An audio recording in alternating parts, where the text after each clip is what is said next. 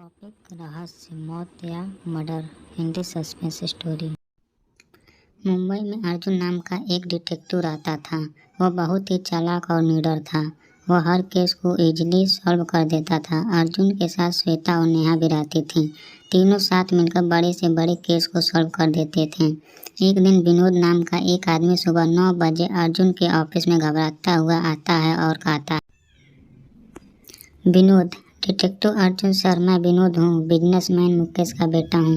मैं बहुत मुसीबत में हूँ, मुझे आपकी मदद चाहिए। अर्जुन, बताइए मैं आपकी कैसे मदद कर सकता हूँ।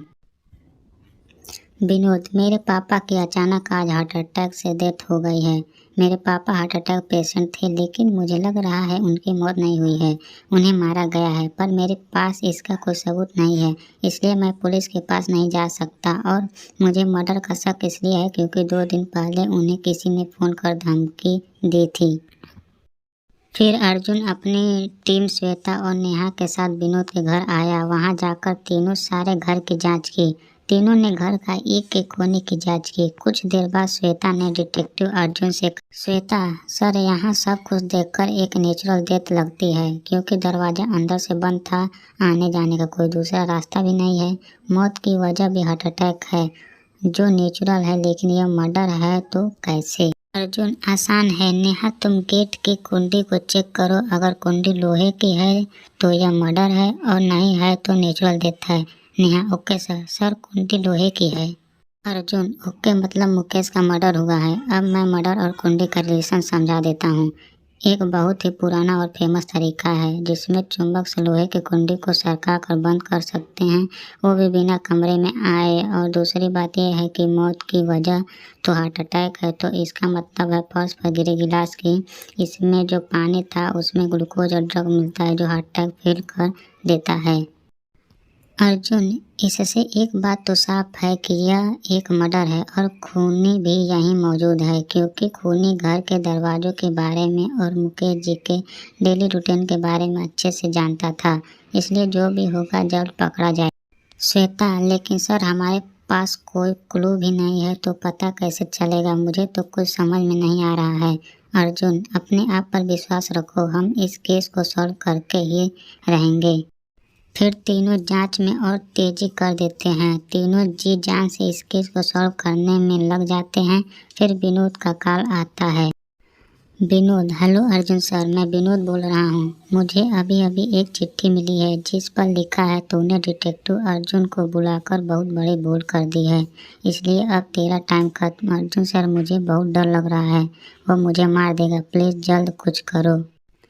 फिर अर्जुन अपनी टीम के साथ जल्द से विनोद के पास जाता है और चिट्ठी को नेहा देखती है। नेहा, ये चिट्ठी तो टाइप करके लिखी गई है, और विनोद ने भी किसी को चिट्ठी फेंकते हुए नहीं देखा, तो हमें आगे क्या करना चाहिए?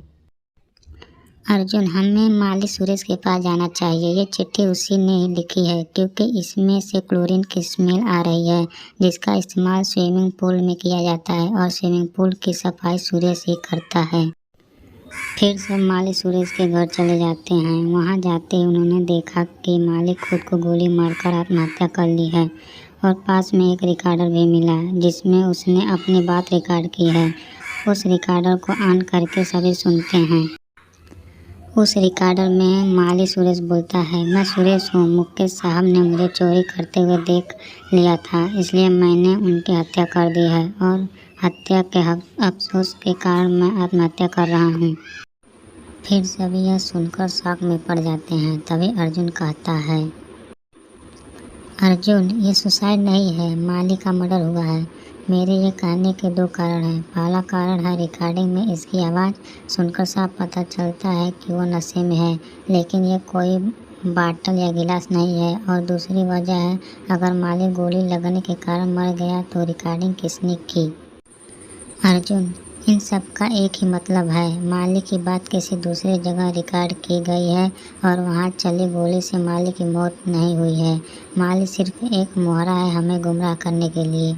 इससे तो साफ पता चलता है कि खूनी कोई और ही है। नेहा, जल्दी से पुलिस को इन्फॉर्म करो, मर्डर का पता चल गया है।